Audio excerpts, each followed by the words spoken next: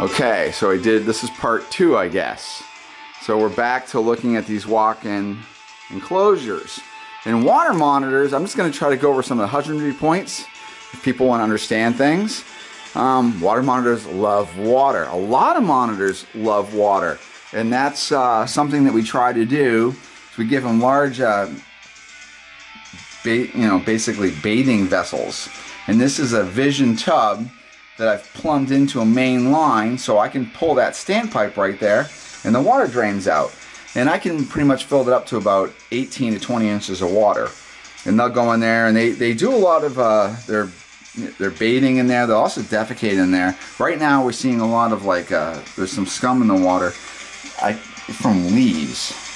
Put leaves in here, and if you basically have an animal set up in a cage like this, you put a deep layer of substrate with the leaves, and the frequency of actually changing out the substrate is less often the bigger the cage. And you could even go so far as colonizing it with isopods, or even in some cases some of the tropical roaches, and they'll break down the bedding, and the bedding really never gets nasty or anything like that. It's it's very earthy smelling. And you can see this female. Wow, she's done a very good job. She's buried down, so we're looking at her tail. So she just goes down there and stays cool. And during the day, I have the lights coming on throughout the day. They'll come on for a couple hours, they shut off. Because what I noticed, if you create a basking spot and it gets up to 120 degrees, 130 degrees, it's too hot for the monitors, and the monitors move away. So I'll have them come on for a couple hours, everything heats up, then it cools down, and then they'll come back to it, and throughout the day. So I think this is something they would actually probably do in the wild.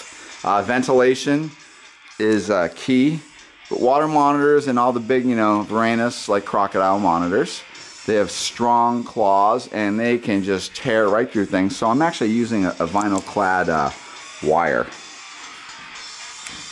The cages themselves are pretty much constructed out of PVC, and initially it's expensive, but long term it really creates an easy environment. And I'm building boxes.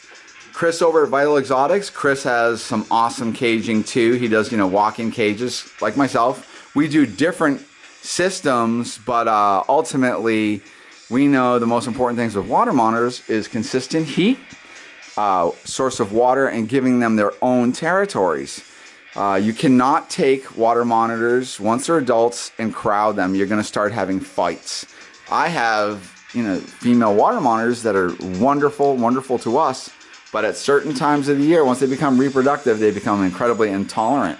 I've lost several of my male water monitors to smaller females that basically will attack them and try to drive them out of their territories.